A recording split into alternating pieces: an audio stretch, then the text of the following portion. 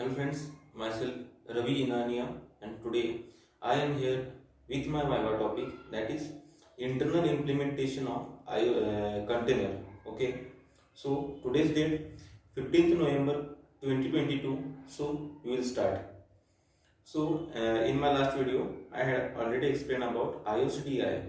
So uh, I had already I had explained in that video that how IOCDI works and for what purpose we use IOCDI.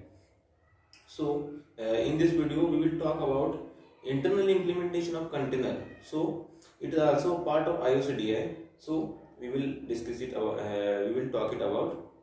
So as we know that IOC creates the objects of the class which has annotations are present when we compile it or when we execute it.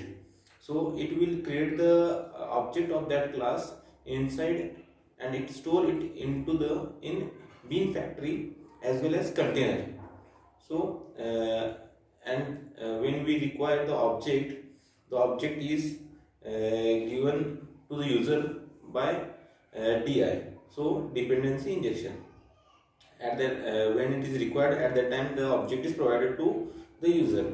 So the internal implementation means, as we know, there are two types, two main parts of storing objects inside it. So the first part is bin factory, and second part is application.context, or we can say container.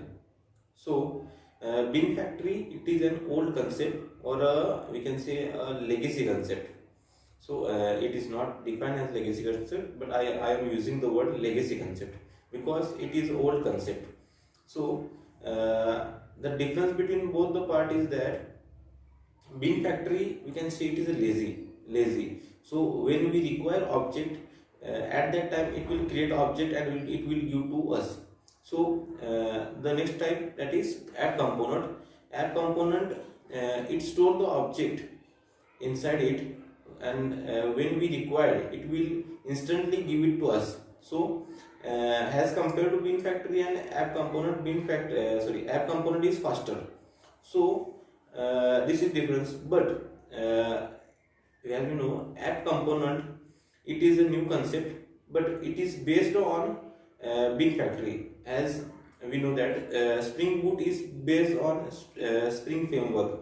So we can't remove bin factory from our project because the application.context base is bin factory. So if we want to remove bin factory, we can't remove it because as we know, it is implemented by application.context.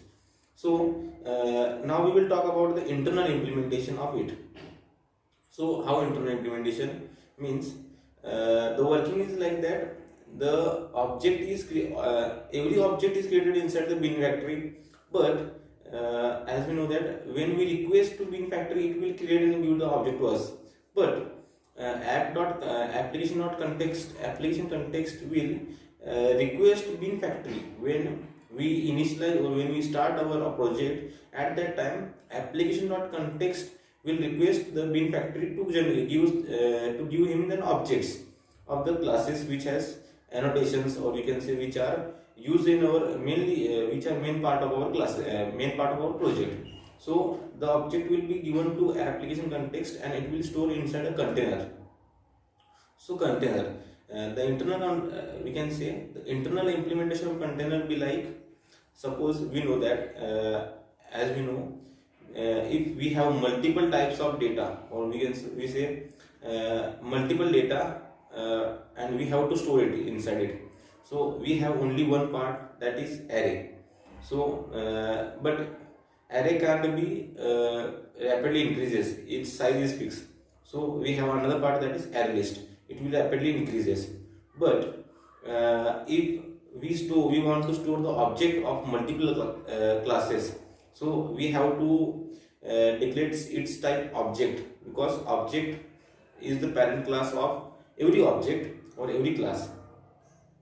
But if we want any object of particular type, at that time we have to access it through its index, but we don't know which at what index our for example student object is present, or at what index our task object is present. So in that type of scenario we have only one part left, that is map. So we will store the object with its key, that is its class name, and object means key value that will be replaced by class name and object.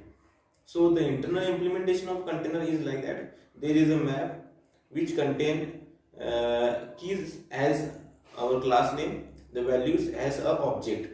So as we know, the which part is for example, when we have to create a class.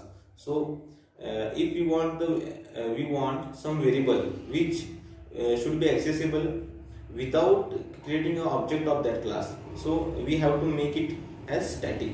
So we make there may be a static map variable declared inside a container class. So inside that there may be two methods.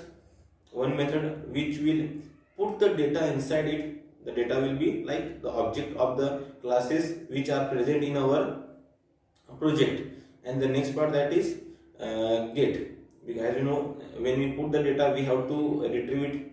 So there will may be a get method inside that that container class, so which will give you the data. So in short words we can say, when our control will execute, or when we start the project, at that time the object of the classes which has annotation, written annotations will be created, and which will be, that object will be stored inside that map which is part of container class. The map is static which so we don't need to create the object of that class. So the data will be put inside the map at execution time, and when we require the object, suppose when how we get the data, we have the annotation, that is auto-add. When auto-add is done, at that time there may be inside a method, there inside may be a method call which will call the get method, and it which will bring the reference of that object, and it will give to the our reference variable, or the address of that object, and it will assign to our reference variable. So one part must be remember, the objects, or we can say the objects, the objects which are stored inside a container that may act as a singleton object, or that may act as object of singleton class. But in reality, the class which we create inside our project, that are not they are not singleton, but the way the objects are stored inside a class, that are act as singleton class. So if we can say we create a multiple objects of a single class using that auto-add annotation, the object will be only one object. It will work as singleton. It will work as an object of singleton class. So if we make change in one object, it will reflect change into all the object. So it will work as singleton. But the class which we create, that is not a singleton class. So we have to know that, because it is also part of our container. So we can say that the class is not a singleton class, but the path through which the object is stored inside our map or inside our container, that path is work as singleton. So it will store only one object of particular class. If we want to store, we want to create a multiple object through that annotation, or through get multiple object through container. So we have one way, that is we have two ways. So we first we can write one annotation, that is context, in which we will write prototype. So context prototype, or sorry for that, we have to write one annotation which is called as scope. So we have to define scope annotation at the top of our service classes or component classes, in which scope we will write we can say prototype. So it will create the object, multiple object of that class when it will required. So when the user required another object, it will create new object and give it to user rather than giving the same object.